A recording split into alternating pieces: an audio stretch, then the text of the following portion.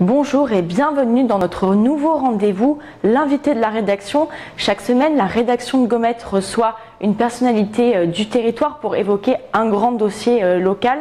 Aujourd'hui, nous allons parler architecture avec Mathieu Poitvin. Mathieu Poitvin qui a fondé son agence d'architecture caractère spécial il y a 25 ans. On lui donne notamment la friche de la Belle de Mai.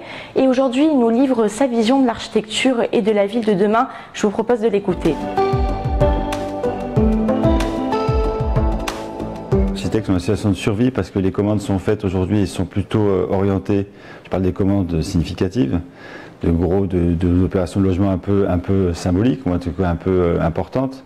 Donc sont orientées vers, pour se rassurer soi-disant, vers des groupements d'architectes qui ont des chiffres d'affaires correspondants. Je ne sais pas à quoi ça correspond parce que, a priori, la qualité de conception ne devrait pas dépendre de son chiffre d'affaires, mais du coup ça s'oriente plutôt vers des grosses structures au détriment des petites structures. Ces grosses structures ont des obligations de résultats qui font que le temps qu'elles donnent à la conception est évidemment moindre que le temps qu'elle donne à la rentabilité. Donc c'est important de trouver une autre façon d'accéder à la commande, d'inventer une autre façon de trouver des commandes pour que le temps donné pour la qualité de conception du projet puisse être valorisé au détriment simplement de sa rentabilité.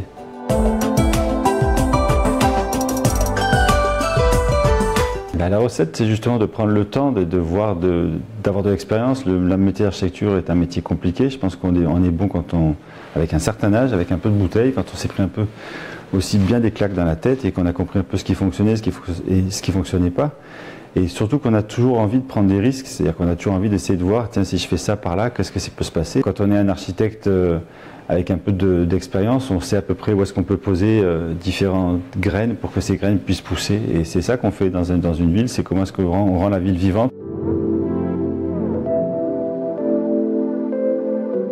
Pour ce projet, je ne peux pas en parler vraiment parce que je suis en concours, donc je ne peux pas en parler, mais ce qui m'importe beaucoup, c'est de voir comment est-ce qu'un équipement public aujourd'hui, et en l'occurrence l'école, qui ont été méprisés pendant très très longtemps, l'école qui était un équipement républicain tourné vers les enfants, en fait, c'est comment est-ce que les enfants, la jeunesse peut devenir le vecteur de renouveau et de modernité d'une ville, et donc de faire de ces écoles des lieux de modernité emblématiques d'une autre façon de travailler, d'une autre façon de penser, pas des lieux fermés, mais des lieux qui soient ouverts, des lieux qui peuvent se transformer, qui peuvent venir aussi des éléments d'équipement pour tout le quartier, pas simplement pendant les heures d'ouverture, et comment les écoles peuvent se répondre les unes par rapport aux autres pour que petit à petit on ait une espèce de collier de perles magiques qui font qu'il y a un tissu qui vienne couvrir l'ensemble de la ville pour faire des écoles merveilleuses. Je crois que l'urbanisme a besoin de devenir plus humanitaire et plus égalitaire. Ça existe, ça a existé il y a très longtemps, chez les Aztèques. Donc je pense qu'il faut qu'on soit les nouveaux Aztèques.